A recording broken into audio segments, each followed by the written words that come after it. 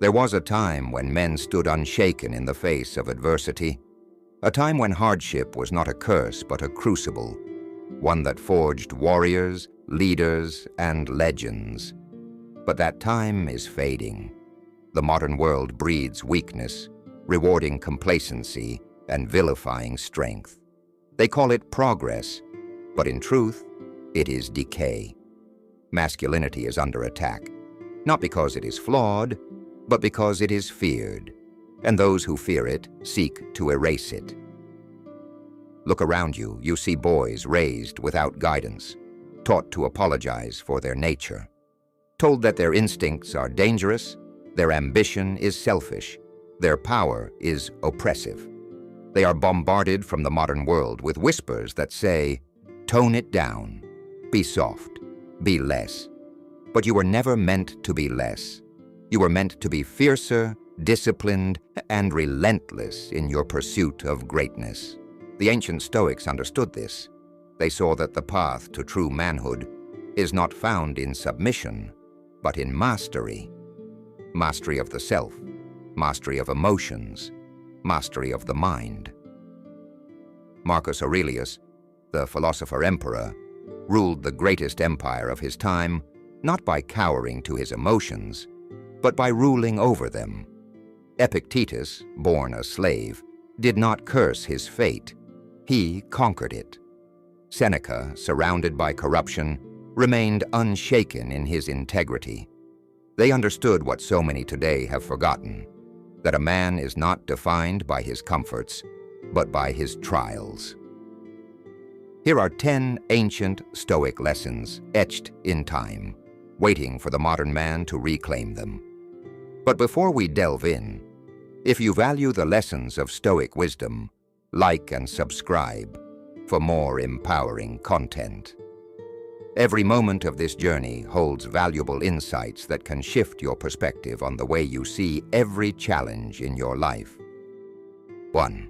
Embrace your toxic masculinity. A lion does not apologize for being a lion. A storm does not beg for acceptance. We are men, and we were made to do manly things. Competition, aggression, and the hunger for greatness are not sins. They are virtues. Marcus Aurelius ruled an empire through sheer willpower. Seneca, a man of boundless intellect, did not shy away from ruthless ambition. Our ancestors survived, conquered, and thrived because they understood that to be a man is to embrace the fire within, not extinguish it for the comfort of the world. 2. Control your emotions. Anger, rage, passion, these are powerful weapons. But a weapon without control is a disaster waiting to happen. A man who cannot master his emotions is a slave to them. As Epictetus taught, it's not what happens to you, but how you react to it that matters. The truly strong are those who could unleash hell, but choose not to. Restraint is not weakness. It is the mark of a true warrior. There is no honor in emotional outbursts, no wisdom in losing control. A man does not scream like a child when things do not go his way. He calculates, he strategizes, he acts. This is the way of the Stoic, measured, deliberate, unbreakable. 3. Seize the day, memento mori. Everyone will die. Perhaps not today or not tomorrow, but your time is finite. That is our fate. You have a choice. Waste your life in trivial distractions or dominate your days like a man on a mission. Seneca wrote, "It is not that we have a short time to live, but that we waste much of it. Stop waiting. The only day that exists is today, so own it and crush it." A man who truly understands death no longer fears it. He uses it as fuel. Every morning you wake up, you have been granted one more opportunity to live with purpose. Treat it as sacred. Waste no hour in meaningless comfort. Seek discomfort, seek challenge, and seek victory. 4. Sexual energy is not evil. It is fuel. They lied to you. They told you to suppress your desires, to feel shame for your instincts. But history speaks otherwise. Men have conquered nations, built empires, and composed timeless masterpieces because they desired women, and turned that desire into action. The weak chase pleasure. The strong use it as fuel. The difference between a man who is enslaved by his desires and one who wields them as a weapon is discipline. Lust is not your enemy. It is a fire that, if properly harnessed, can power your ambitions to unimaginable heights. Sexual energy is one of the most potent forces known to man. But most waste it, dissipating their strength in fleeting pleasures. The great men of history understood this truth. Napoleon, Julius Caesar, and Alexander the Great did not let their desires control them. They used them to drive their pursuit of greatness. When you feel the hunger, do not indulge, redirect. Pour it into your craft, your body, your empire. Let desire be your motivation, not your master. 5. You are not your feelings. A child is his emotions. A man is their master. Every moment you let your emotions dictate your actions, you surrender your power. Epictetus reminds us, if you are disturbed by something external, the pain is not due to the thing itself, but to your estimate of it. Your emotions are not reality. They are merely signals, often misleading, often deceptive. A man who is ruled by his emotions is no man at all. He is a puppet, yanked in every direction by forces beyond his control. But the man who sees his emotions for what they are, tools, not truths, is unstoppable. He moves with purpose, with strategy, with dominance over himself, and by extension, the world around him. 6. Love your fate, amor fati. Do not wish for life to be easier. Wish for yourself to be stronger. There is no good or bad, only what is.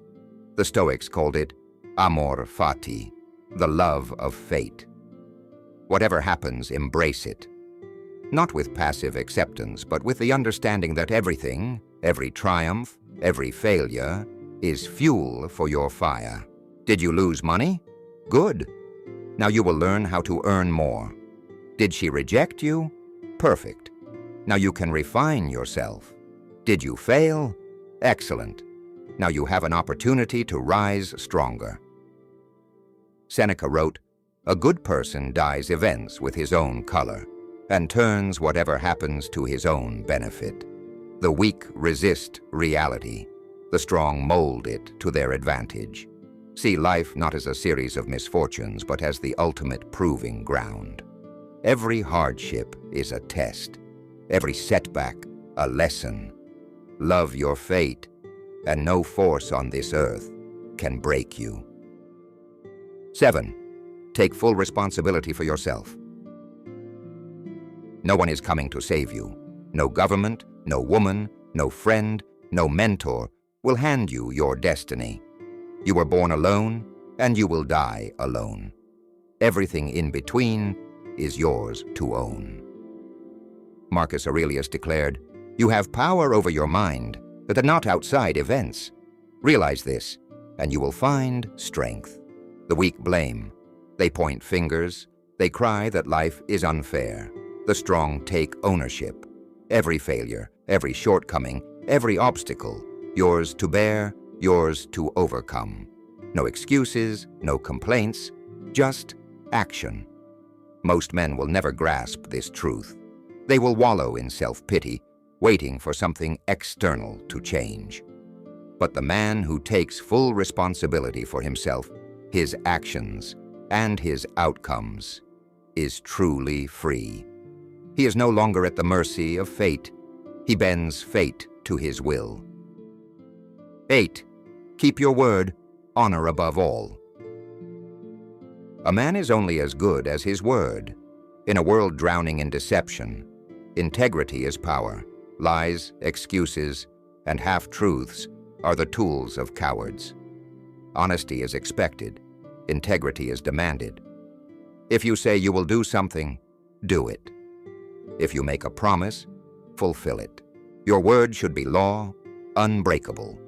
When people hear your name, they should think of a man whose word is as solid as stone. Marcus Aurelius ruled an empire not with deception, but with principle. Cato, the last true Stoic, chose death over dishonor.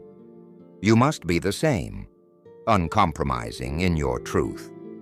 A man with integrity commands respect without asking for it. A liar is eventually exposed, but a man of his word? He builds an empire of trust that no force can topple. 9. Never force anything. Detach from outcomes. The desperate man repels. The indifferent man attracts. If she does not want you, walk away. If the deal does not go through, move on. Strength lies in letting go. The Stoics taught non-attachment, not as an excuse to avoid effort, but as a way to channel energy where it truly matters. Clutching, begging, chasing, these are the behaviors of the weak. A strong man moves forward, regardless. He does not attempt to force the world into submission. He aligns himself with reality and makes reality work for him. Detach. Let go of the need for things to go your way. Flow with life, not against it. And watch as the world paradoxically begins to yield to you. 10. Stop being needy. Be unapologetically you. Needy men crave approval. They contort themselves to fit into society's mold. They fear offending. They fear being alone. But the man who stands tall, unapologetic, and self-sufficient is the man who commands respect. Most people live their lives in quiet desperation, seeking validation at every turn. They soften their words, alter their actions, suppress their instincts, all to please others. But here's the truth. No one respects the man who bends. They respect the man who stands firm, who speaks his truth, who moves through the world unshaken by opinions. Seneca said, "The greatest wealth is a poverty of desires." When you no longer need approval, you become untouchable. You stop caring whether people like you. You stop seeking permission. And in that moment, you find true power. You become the man who walks his own path, dictated by no one, feared by many, respected by all. Seneca said, "The greatest wealth is a poverty of desires." When you no longer need approval, you become untouchable. You stop caring whether people like you. You stop seeking permission. And in that moment, you find true power. You become the man who walks his own path, dictated by no one, feared by many, respected by all. Walk the path.